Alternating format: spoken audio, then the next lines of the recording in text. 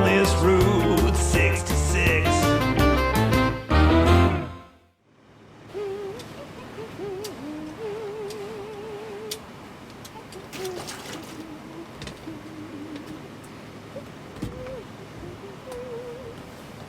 I can't thank you enough for picking us up.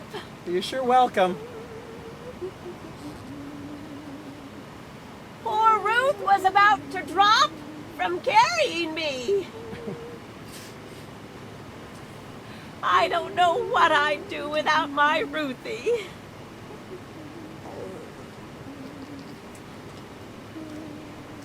She's the perfect daughter-in-law. After my husband passed away and my only 2 sons died, I was all alone in the land of Moab. Well, I was terrified. Ruthie, do you have my palm oil? You're soaking in it. Oh. Thank you, dear. I told my sons' wives to return to their homes. Well, I couldn't support them. And that was when Orpah left me. I would have been all alone. Can you imagine? Oh, but my dear Ruthie clung to me and wouldn't leave. She said to me, "Wherever you go, I will go. Wherever you stay, I will stay. Your people will be my people, and your God, my God." And so she came back with me to Bethlehem and became a Jew. Wow. Unbelievable. Oh, Ruthie, I'll need my clothes in a bit.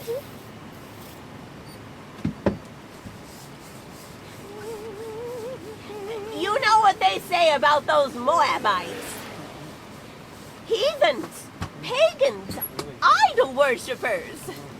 Not a good one in the whole bunch.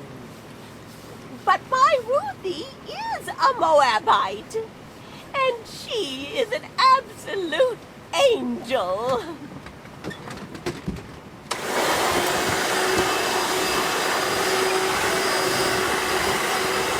Where are you getting the power for that?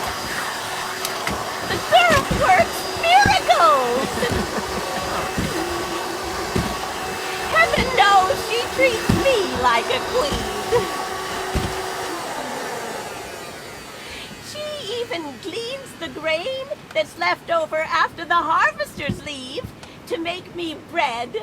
Thank you, dear. And pastries. Oh, speaking of which, Ruthie, I'm getting hungry. Wait for it.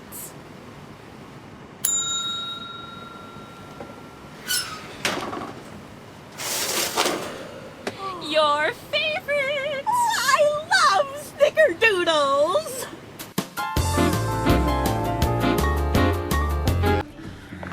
All right, do you love snickerdoodles? Yeah, who doesn't love a good snickerdoodle? Anyway, if you haven't guessed already, our hero this week is Ruth. Yeah. Well, not really Ruth. It's Naomi, but it's from the book of Ruth, okay? Now, before I get into the message, a couple of things just to kind of set the stage for it. The book of Ruth is an ancient story from the Bible that is a love story. Okay? If it were a movie in our generation, it would be called a what? A chick flick. Now, we all love chick flicks, right? Well, the ladies shake their head this way, the men shake their head this way, right? To me, a chick flick is great as long as it has lots of sword fights or shoot 'em ups. Okay? If you can put some shoot 'em up in it or a good sword fight, you have all the chick flick you want, you know, as long as there's something else that I like. But anyway, I can't remember the last chick flick Karen and I watched. I'm sure we've watched them down through the years, but we usually watch action or mystery and shows or something like that. But anyway, But Ruth would be a chick flick. It is a love story. Now, y'all don't know this, but I am a true romantic. I am a man who enjoys expressing love to my darling, to my wife. And I hope you men are as well. Okay? I asked Karen to find this for me. This goes back to 1971, Valentine's Day. It was the Valentine before we got married. And instead of going to the store and buying her a cheesy Valentine for $1 or whatever they cost, I made one. And look what it looks like, a heart. Right? You open it up. I even wrote on it squiggly letters and things like that. To Karen, right? And then inside, I wrote her a poem. Now, unfortunately, it's never been published. It's never been read, except a couple of times by her down through the years, and me reading it to her. So here's what it says. Karen. K stands for kindness, and that you truly possess. And dear, I need more of it, I must honestly confess. A is for your agape. Now, that doesn't make sense, but agape means love in Greek, and she knew what it meant. Which is God's love in its truest sense. And I need that in abundance that I may be on the offense. That didn't make any sense, but anyway, I wrote it. R is the letter for right. And on that you firmly stand. Sugar. See that? That's how sweet I am. Sugar. For that you're to be commended in this sin-cursed, wicked land. We were in Bible college, so I had to put kind of religious stuff in there, you know. We were in love, but I had to keep the religion thing going. You may go ahead and read the whole thing. It goes all the way through Karen Sue Birch, because she was a Birch originally. But anyway, it's long, but if you're interested, I'll put it on Facebook. No, I won't. Karen said, no, don't do that. But anyway, my point is, I love a good story that is a good love story. Again, like I said, as long as there's some sword fights in it. Well, the book of Ruth doesn't have any sword fights in it. But if they ever make it into a movie and I hear about it, I'll go watch it. Just for the sake of it, I guess. But anyway, next week we have a special speaker, so we won't do it next week. And the following week, and maybe the week after that, we will be looking at heroes in the book of Ruth. Okay, start to ask for a show of hands, but I won't do that. In your mind, raise your hand. Don't do it, because I don't want to embarrass anybody. But in your mind, have you ever read the book of Ruth all the way through? Some of you have, some of you haven't. Okay, you don't have to raise your hand. But the 4 chapters, okay, 4 chapters. You could read it in 15 minutes or less very easily. And since we're going to spend at least 3 weeks on it, you'd have an opportunity over the next few weeks to read the book of Ruth, should you desire to. And I would encourage you to do it if you never have. If you read it in the King James and it's difficult, then find you a modern translation and read it there, and it might seem a little more sappy or something in that way. But it's a good book. It's a good story. And the amazing thing is, it was written about a period of time when the judges were ruling in Israel. Okay, remember our previous heroes of the last several weeks all came from the book of Judges. And I think you'll remember, I hope you do, that the book of Judges covers a period of time of about 400 years. Okay? Now, where in that 400 years the book of Ruth fits, we're not told. But sometime in that 400 years is an event that happens that ultimately involves a young woman named Ruth. Okay? If you think 400 years, it's hard for us to think in those terms. 400 years ago in America, about this time, the Pilgrims were landing, right? See all the different things that happened in 400 years? Well, that's the setting for the book of Ruth. The first hero or heroine that we are going to look at from the book of Ruth is Naomi. And so this morning we're going to go through chapter 1. Next week we'll do 2 weeks from now, chapter 2 and 3, and maybe chapter 4 the week after that. But there's some remarkable things in this little story, okay? We don't know who wrote it. Maybe the prophet Samuel, maybe somebody else. The Bible doesn't say. But whoever wrote it knew how to tell an intriguing story and knew how to use nuances of ideas and words and put them together to tell a story that was very intriguing to the readers originally and to us even generations later that still stir our hearts even today. So let's look at Ruth chapter 1, and we're looking at the story today of Naomi. Now, Naomi's disaster begins in the town of Bethlehem. And it says in chapter 1, verse 1, in the days when the judges ruled in Israel, a severe famine came upon the land. So a man from Bethlehem in Judah left his home and went to live in the country of Moab, taking his wife and 2 sons with him. Okay, a couple of things before we go any farther. Here is a man, we're going to be told his name in the next couple of verses. Here is a man who lives in Bethlehem. You heard of Bethlehem before, right? Something else is going to happen in Bethlehem 1,000 years later, right? Remember that? Something is going to happen in Bethlehem that's important. This story connects to that event 1,000 years later. And we'll see why when we get into chapter 4 primarily. But here's a man who lives in Bethlehem, and there is a severe famine in Bethlehem. Now, most of us, probably none of us, have experienced severe famine. I don't think anybody here is old enough to remember going through the Great Depression. Not even Brother Ray. No. We didn't go through the Great Depression, but my dad did, and your parents did, and you know what it was like from the stories you've seen on TV or the stories that your parents told me. And so those folks knew what famine was, maybe. Most of us, probably all of us, have never experienced a time where we could not get something to eat for several days.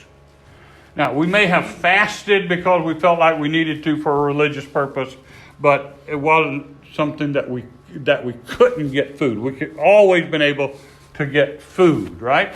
But here's a time when they can't get any food. There's no bread in Bethlehem. Now, anybody know what the name Bethlehem means? It means house of bread.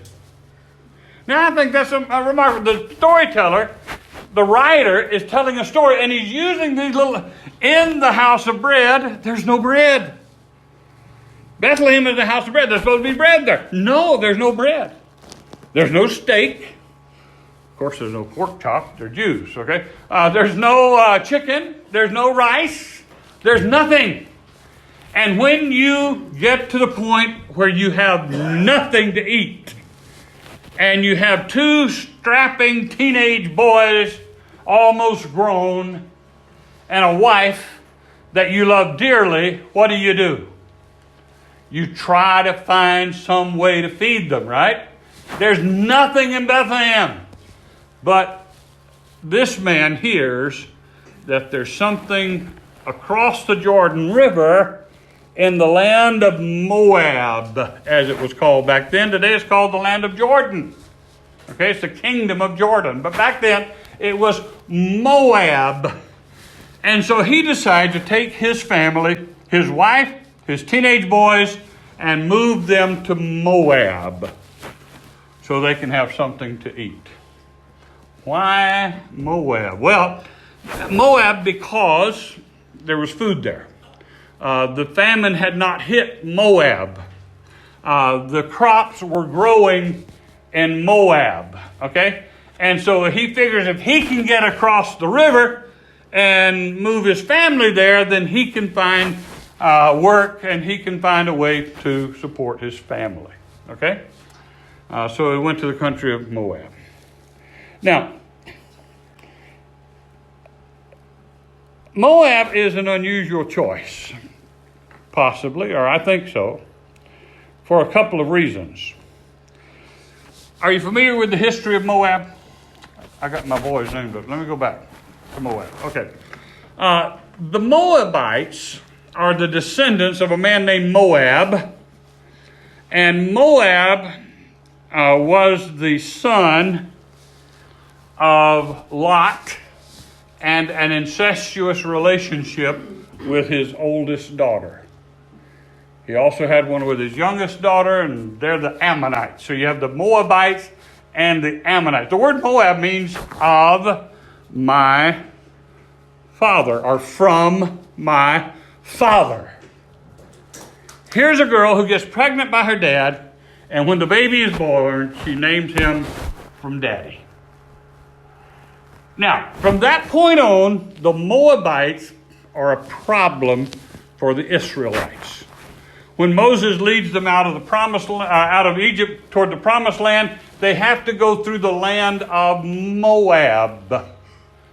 The king of Moab at that time was a guy named Balak, and he hired a man named Balaam to curse the Israelites. And he tried to do it 3 times and he couldn't, so he told the king how he could do it. He said, send your prettiest girls down into the camp of the Israelites, and their boys will fall in love with them. Then tell the girls to bring those boys to your temple to worship your God. And they do. And as a result, God kills, I think, 24,000, maybe it's 27, a whole bunch of people, 1,000 at one time because of that. And so when you get to the book of Deuteronomy, there's several passages that warns the Israelites to stay away from the Moabites. Don't go there, because the Moabites are bad for you. So here's a man who ignores that, takes his family to Moab. And in chapter 1, verse 2, we're introduced to the people by name. The man's name was Elimelech. His wife's name is Naomi. And they have 2 sons named Mahlon and Chilion. Now, Elimelech means God is my king. You might remember from the book of Judges, it says that during the days of the judges, there was no king in Israel, so every man did according to his own sight. Well, Elimelech's mom and dad said, well, there may not be a king here, but God is our king, so they named their little boy, God is my king, or my king is God. Is basically what his name means. His wife's name is Naomi, and Naomi means pleasant. Now that's a good name, pleasant. But her first little boy is born, and she names him Mahlon. Mahlon means sick or sickly. So I don't know. I'm just in my mind trying to how in the world do you name your little boy sickly? Well, I assume that when the baby's born, you look at it and it looks puny. Maybe it, was weak or something. But for some reason, she named him sickly. Okay? I don't know how much longer or how much later. Maybe they were twins. Maybe they're a year apart. I don't know. The Bible doesn't say. She has another son, and she names him Chilion. His name means dying. So she looked at him and said, you're not going to make it, buddy. I'm sorry, you're my dying child. But he lived. Now, don't name your boys Mahlon and Chilion, okay? No, you don't want to name your kids sickly and dying, but that's what they did. And the boys don't die, even though they may be sickly. They don't die yet, okay? but they grow up to be young men. They move them into Moab, and there they get married. So I assume they were probably in their late teens when Dad and Mom moved to Moab, and they go with Mom and Dad, all right? Maybe they were in the early 20s, maybe like snowflakes today, they were hanging on until they were 30. I don't know. But for some reason, they are not married when they're in Bethlehem. They go to Moab, and they fall in love with Moabite girls. Now, that happened before, and it didn't turn out too good. But here they are, falling in love with Moabite girls and getting married. Okay? So you got sickly and dying, or sick and dying, getting married. Well, in 10 years' time, they stay there 10 years, or Naomi does. But in the 10 years' time, her husband dies, and so do her boys. We're told in verse 3, then Elimelech died, and Naomi was left with her 2 sons. The 2 sons married Moabite women, and both Mahlon and Chilion died. Wow. In 10 years, she buries her husband and her 2 sons. Now, thankfully, Karen and I have never had to bury any of our children. And maybe most of you probably, maybe none of you have ever had to do that. I can only imagine how difficult that would be for one of your children to die, your spouse to die. That's a heart-rending thing. And that's what the storyteller is trying to tell us in the book of Ruth about Naomi. Naomi is a woman whose name means pleasant, but she is in such agony and pain because of what she's going through. Famine, nothing to eat. She moves where there's something to eat, but then her husband dies.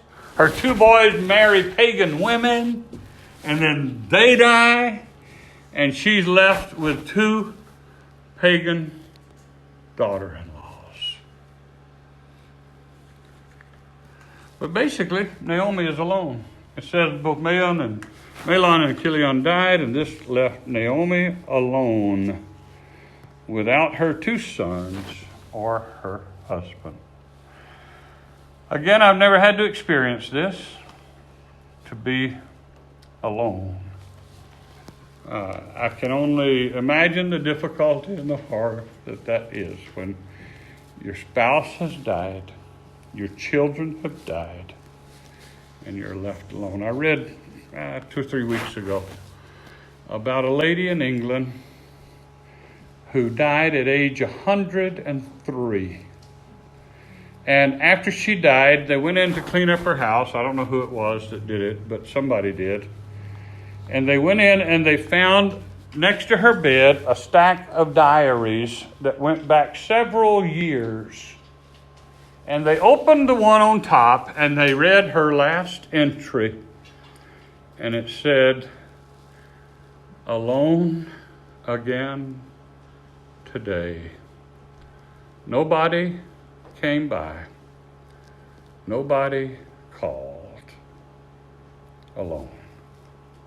Exclamation point. They looked at the page before, almost the exact same wording, and before, 103 years old. Now, okay, I can imagine 103, all of her friends are dead. Okay? Her kids are probably dead. And maybe she doesn't have any grandkids, or maybe she has grandkids and they're busy with their lives, not having time for grandma. Okay? What a sad, sad thing that would be. But that's where Naomi is. She is alone. Now, thankfully, she has her 2 daughter-in-laws. And so that's the second point in your outline, her daughter-in-laws.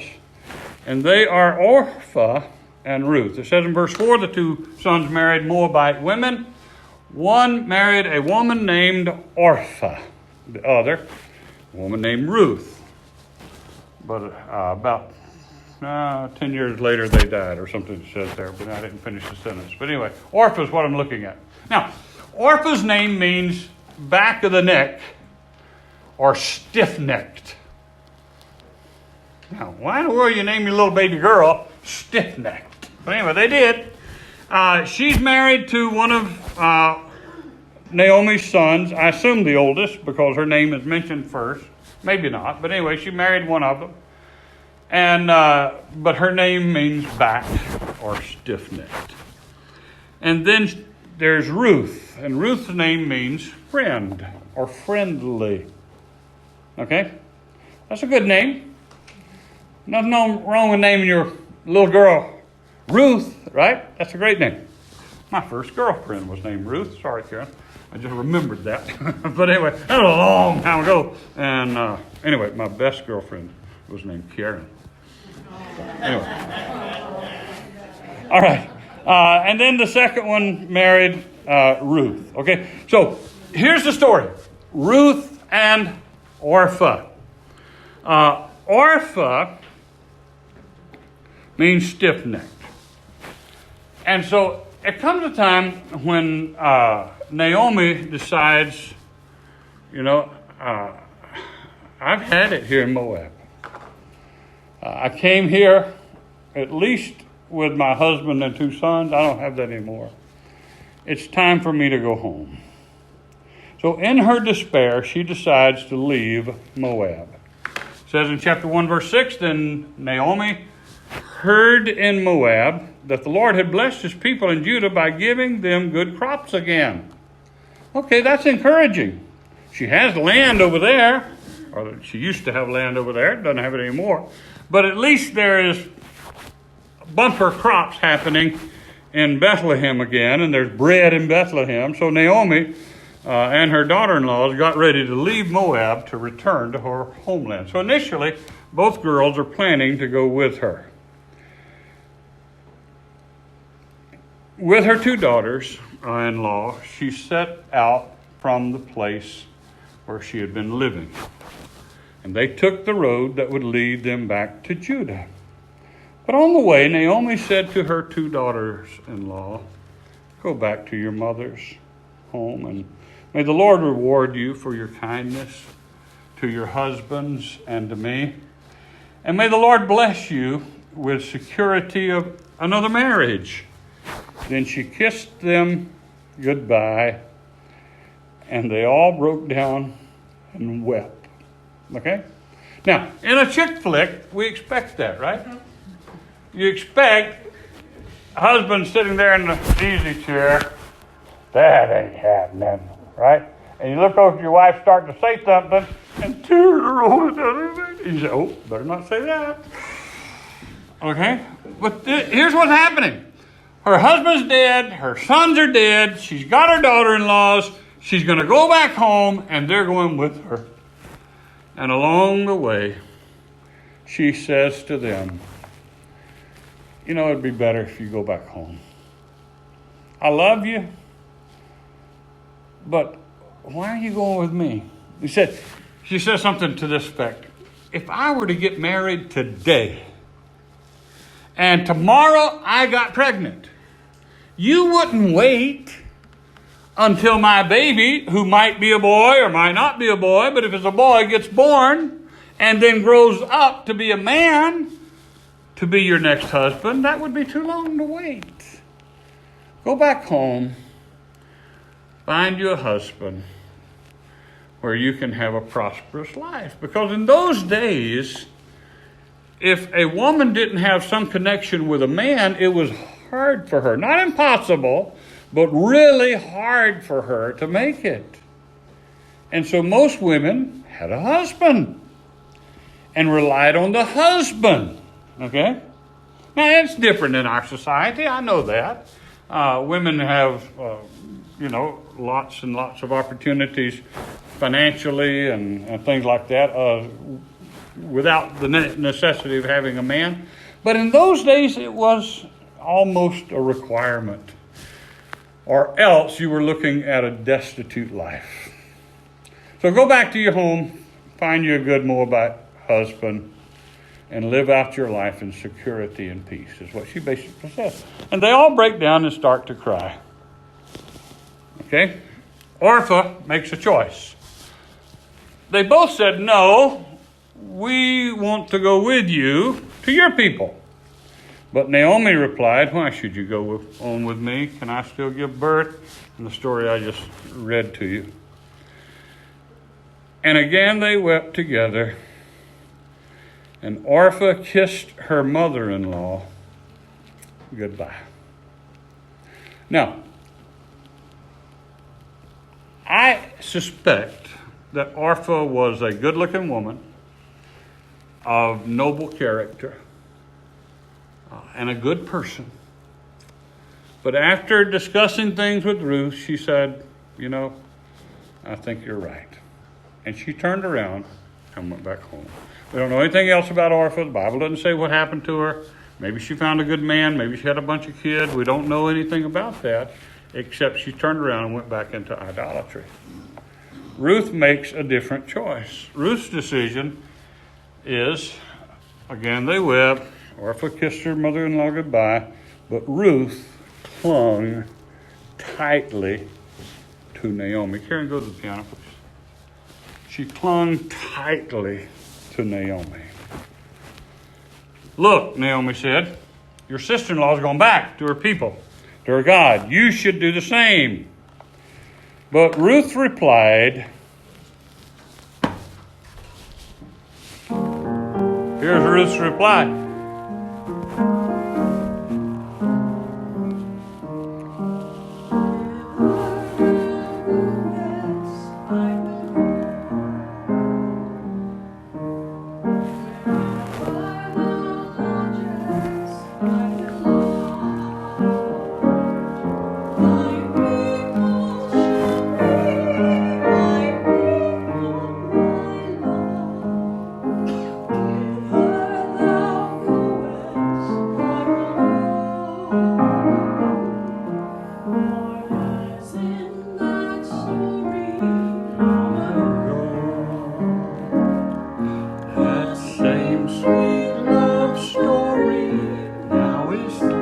Anybody know the song? My people shall be my people, my God. Whether thou goest, I will go. Some of you may remember the song. Perry Como sang it back in the 50s, and it was a popular song back in that era. It was sung at our wedding. Okay? I don't. Who sang it? One of Doreen sang it at our wedding, her sister. Whether thou goest, I will go. And I've performed a lot of weddings, and in several of them this song has been sung. Now, in weddings, when we sing that, it's the bride singing to the husband. Whether thou goest, I will go. Right? That's good. I like that. But originally, it's a daughter-in-law singing it to her mother-in-law. Now, I have never, in all the weddings I've performed, I've never seen a daughter-in-law turn to her mother-in-law and say, whether thou goest, I will go. Did she ever say that to you? Wherever you lodge, I will lodge. Right? They don't do that. But here's what Ruth does. Ruth says to Naomi, wherever you go, I'm going to go. Wherever you live, I'm going to live there. From this day forward, your people will be my people. From this day forward, your God is going to be my God. Right? That's Naomi's decision. Ruth's decision. And what a great decision it was. We won't find out until 3 or 4 weeks from now why it was a great decision, but it was. Okay? They arrived back in Bethlehem. Verse 19, chapter 1 says, the two of them continued on their journey. When they came to Bethlehem, the entire town was excited by their arrival. Is it really Naomi? The women asked. Now, for 10 years, she's been gone. 10 years before, she was in their Bible study group. 10 years before, she saw them at the market. 10 years before, she probably was selling them bread or buying bread from them. 10 years before, Naomi was an important part of the Jewish community in Bethlehem. But for 10 years, they've had no word about Naomi. And she comes home. Now, you've seen something like that, maybe experienced that. Somebody that you had not seen for years, they moved away, went all the way to California or wherever, and they come back home. And you're excited to see them, right? And they were that way about Naomi. Naomi has a little bit different take on it, right? Naomi comes back and she is really bitter. Now, I believe Naomi was a good woman and a godly woman who trusted in God. I think the rest of the story is going to bear that out. But even good and godly people can get hurt deeply. And it's difficult. We know the Bible says, don't be bitter. Don't have a root of bitterness. That's in the Bible. I understand that. But when everything is going wrong and everything is falling apart, it is hard not to look up to heaven and say, Lord, why is this happening? I trust you and look what's happened to me. That is Naomi's experience. It says, don't call me Naomi. What's Naomi mean? Pleasant. Don't call me pleasant. She said, instead, call me Mara. For the Almighty has made life very bitter for me. Mara means bitter. He said, don't call me Naomi anymore. Just call me Mara. Don't name your little girls Mara. Right? It means bitter. Bitter. Because she came back a bitter woman. I went away full, but the Lord has brought me home empty. Why call me Naomi when the Lord has caused me to suffer and the Almighty has sent such tragedy upon me? If that has not happened to you, you know somebody that it has happened to. You know someone who has had the rug pulled out from under them and they fell flat on their face and it seems like there is no hope for them, and they look up to heaven and they say, why, Lord, why? If it ever happens to you, read Ruth. That's Naomi's experience. Now, we sang earlier a song that some of you might remember. Some probably said, what in the world is that about? El Shaddai. El Shaddai. The reason I asked Keith to put this in, that song in, is because Naomi uses the word Shaddai. When it says in the English, the Almighty has made life bitter for me, the word Almighty is the Hebrew word Shaddai. And she is saying of God, the Almighty God has made life bitter for me. She did not say, God, you can't even help me. Okay, she didn't deny God's greatness or his sovereignty. She's saying, you are a sovereign God, and for some reason you've taken everything from me. He's the Almighty. But then she changes it. In verse 21, instead of saying the Almighty, she says, but the Lord has brought me home empty. The word Lord there is Jehovah. Okay? A different word. And she uses both words twice, Almighty twice, and Lord twice, or Shaddai twice, and Jehovah twice. And in both instances, she's saying with the Shaddai reference, you're great. Jehovah means you're a gracious, kind, loving God. You're a good God and a great God. And look what you've done to me. Do you understand her bitterness? I can. I